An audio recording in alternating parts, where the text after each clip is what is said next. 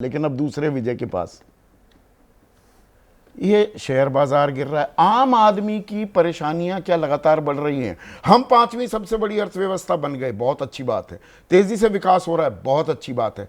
आम आदमी की आमदनी भी उसी रफ्तार से बढ़ रही है या आमदनी अठन्नी खर्चा रुपया वाला खेल हो गया है मध्यम वर्ग के लिए, आप जैसे व्यक्ति के लिए, मेरे लिए? संदीप भाई, यही असली सवाल है।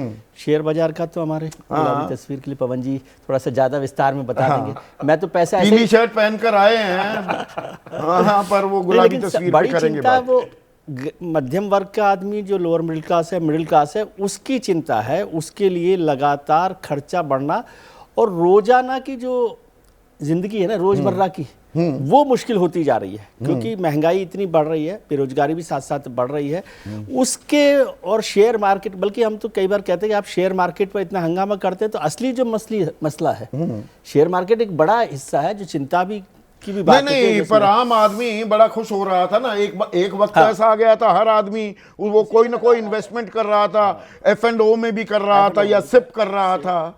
तो ऐसा अब वो सबका नुकसान, सब सर पकड़े बैठे हुए हैं। नहीं तो वो तो सर कह सकते हैं कि भाई सरकार तो पहले ही कहती है कि इन्वेस्ट का सोच समझकर इन्वेस्ट का। नहीं, वो तो सरकार 2 जून को ये भी बता रही थी खूब शेयर बाजार में निवेश कर दो, लेकिन मजबूत और स्थिर सरकार आने वाली। जिस बयान का हम लोग चर्चा कर रहे हैं अमित शाह साहब का, तो वो तो अपनी सरकार में विश्व के आने की विश्वास का जिक्र कर रहे थे कि भाई हमारा सरकार आने वाली है, उसका नतीजा वो है। लेकिन असली बात है कि क्या सरकार, ये सारा जो माया जाल है कि फिफ्थ इकोनॉमी है, मैं तो बार बार इस बात को भी एक कंट्राडिक्शन के तौर पे देखता हूँ कि फिफ्थ इकोनॉमी और 80 करोड़ लोगों को मुफ्त का भोजन, क्या ये दोनों का कोई मेल है?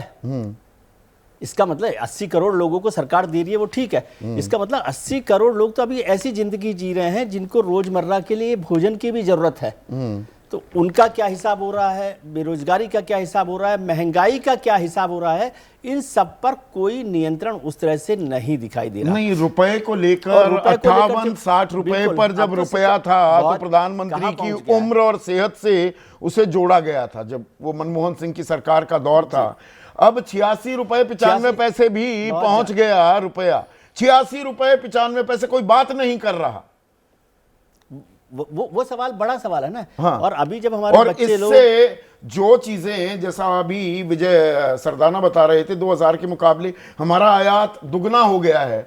तो जो इंपोर्ट आप कर रहे हो 86 रुपए 95 पैसे पर, इंपोर्ट्स बिकम एक्सपेंसिव, वो तो बहुत महंगे हो जाते हैं। और जैसे हमारे बच्चे भी अभी ज्यादातर फॉरेन एजुकेशन पर जा रहे हैं, तो वो जो एजुकेशन लोन है, वो डॉलर का जो लगातार पैसा खर्चा बढ़ रहा है, वो भी बहुत बढ़ रहा है। मैं बहुत सारे बच्चे और पेरेंट्स से मिल रहा हूँ जिनका जो एजुकेशन लोन है वो एकदम जंप कर रहा है क्योंकि वो डॉलर के जो कीमत जिस तरह से, रुपया जिस तरह से गिर रहा है, उसका बड़ा नुकसान हो रहा है। क्या उन सब बातों पर हम चिंता कर रहे हैं? असली मुद्दा वो है, असली मुद्दा। और इसमें आमदनी, वही आमदनी अठन्नी खर्चा रुपया में जुड़ जाता है। के शेप्ड रिकवरी भी क्या पवन, कि अमीर और अमीर हो रहा है, गरीब और गरीब हो रहा है। ये Bloom ventures Indus valley annual report वो कह रही है देश में 100 करोड़ लोग ऐसे हैं वो गैर जरूरी चीजों पर, मतलब वो सिर्फ नेसेसिटीज पर ही खर्च करने की उनकी क्षमता है, जातर है, बाकी वो कुछ इंडल्ज कर ही नहीं सकते। तो ये कौन सी ताकत है? ये ताकत है या ये चुनौती है देश के सामने? संदीप, जो आप बात कह रहे हैं वो गाहे बगाहे कई तरह की रिपोर्ट में आती रहती है। मैं इस तरह की रिपोर्ट को पर्सनली, मतलब आपको बहुत निराशा होगी जान के कि बहुत ज़्यादा क्रेडेंस में देता नहीं हूँ। वो इसलिए नहीं देता हूँ क्योंकि हर कंपनी आजकल एक सर्वे करती है, उसमें उनके वेस्टेड इंटरेस्ट होते हैं। बाद में आपको पता चलता है कि वो उन्होंने एक रिपोर्ट लाया, उसके बाद उन्होंने अपना धंधा समेट लिया, वो बाहर चले गए। मतलब मैं इस तरह के आप सो मच सो, मैं तो ये कहता हूँ कि जैसे SBI की रिपोर्ट आती है, बैंक ऑफ बड़ौदा का अलग रिपोर्ट है, इंडियन बैंक का अलग रिपोर्ट है। मतलब मैं ये कह रहा हूँ कि GDP पे या इन्फ्लेशन पे जो आउटलुक है, उस पर जब क्रेडेंस की बात करते हैं तो हम वर्ल्ड बैंक को मानते हैं। मैं अपनी पूरी बात करता हूँ। IMF की बात मानते हैं, गवर्नमेंट के सर्वे को मानते हैं, गवर्नमेंट का जो मॉस्पी का डेटा है, जो मिनिस्ट्री स्टैटिस्टिक्स है, उसका डेटा। जो इस देश में अगर 110 सर्वे होंगे और 110 सर्वे के अलग अलग रिकॉर्ड अगर आएंगे, उसमें 2%, आधा %, 0.45% का भी डिफरेंस है। तो हमारे और आपके लिए, जर्नलिस्ट जैसे लोगों के लिए कंफ्यूजन की बहुत ज्यादा गुंजाइश है। मैं सरकार पर यह आरोप भी लगता है ये नो डेटा सरकार है, डेटा बहुत कम देती है। अब उसमें संदीप क्या है कि देखिए डेटा पे सरकार में ट्रांसपेरेंसी नहीं है, इस बात में मैं आपसे एग्री करता हूँ। सरकार दरअसल ये नहीं चाहती कि डेटा पे बहुत ज़्यादा ट्रांसपेरेंसी आए, बहुत ज़्यादा क्लीन करे डेटा को, बहुत ज़्यादा टाइमली हो। मतलब हम दुनिया के अकेले देश हैं जहाँ पे जीडीपी का डेटा आने में हमें 3 महीना लगता है, आप समझ सकते हैं। और बाकी जगह स्थिति अमेरिका में रेगुलर डेली ट्रैकिंग होती है, डेली रोजगार के आंकड़े मिल जाएंगे आपको। बावजूद इसके मैं चौधरी जी ये कहूँगा कि जब अच्छा डेटा आता है तो हम लोग कहते हैं कि नहीं ये तो ठीक है, और खराब डेटा आता है तो हम लोग कहते हैं सरकार को हम लोग ब्लेम करते हैं। तो मैं उस सूरत में कहता हूं कि फिर इसमें, अब जैसे आपने कहा मार्केट गिरने की बात आपने की, अच्छा अभी इस सूरत में मार्केट गिरा है, इसमें चौधरी जी सरकार को क्या करना चाहिए, ये मैं सवाल आपसे भी पूछता हूं। और वो लोग जो हाहाकार मचा रहे हैं, मार्केट ओवरहीट है, ये तो इन्वेस्टर्स को पता है ना। जब 5 महीने से मार्केट आप देख रहे हैं जिस हालत में है, उसमें ओवरहीट है, इन्वेस्टर्स यहाँ से भाग रहे हैं, जो एफआईआई इन्वेस्टर्स। चाइना की स्थिति वाकई सुधरी है मेरे हिसाब से, तो ग्रोथ बहुत ज़्यादा, आउटलुक बेहतर नहीं होगा, बट चाइना की हालत सुधरी है। उसने 2.5 स्टिमुलस दिए हैं, 2 तो बढ़िया वाला दिया और 1 हल्का वाला दिया, आधा सा। तो जब उधर स्टिमुलस आया है तो इन्वेस्टर्स में कोई लगता है वहां चले गए, वो भरोसा उधर होने लगा। वो बहुत लाजमी है, बहुत नेचुरल है। पर मैं ये कह रहा हूं कि इस सूरत में जब कोई ऑपरेशनल दिक्कत नहीं, कोई इनसाइड मार्केट इसलिए तो नहीं गिरा संदीप ना जिसमें इनसाइडर ट्रेडिंग हुई हो, मार्केट में कोई सरकार ने, सरकार की इंटरवेंशंस भी होती है ना, ये इतना आसान, इतना मासूम खेल नहीं होता है शेयर बाजार का।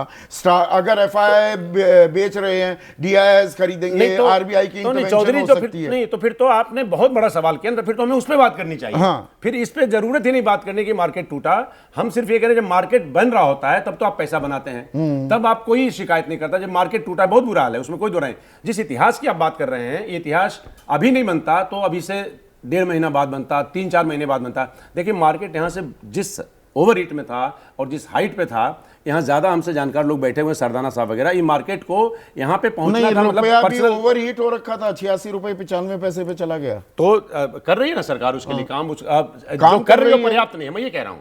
मैं आपसे एग्री करता हूँ, काम कर रही है। 2020 में 74 रुपए था रुपया, 2021 में 76 रुपए हो गया, 2022 में 78, 2023 में 82, 2024 में 83 रुपए 70 पैसे, और फरवरी 28 को था 86 रुपए 95 पैसे। मैं एग्री करता हूं आपसे कि रुपीज, देखिए अभी सरकार के पास क्या ऑप्शंस हैं। मार्केट में डे टू डे इंटरवेंशन करते हैं, जो ये काम अपने देश में रिजर्व बैंक का है, बट रुपी पे जो हालात चल रहे हैं वो थोड़ी चिंता का विषय है। इससे मैं आपसे एग्री करता हूं। आपने एक बात बिल्कुल वाजिब कही पवन।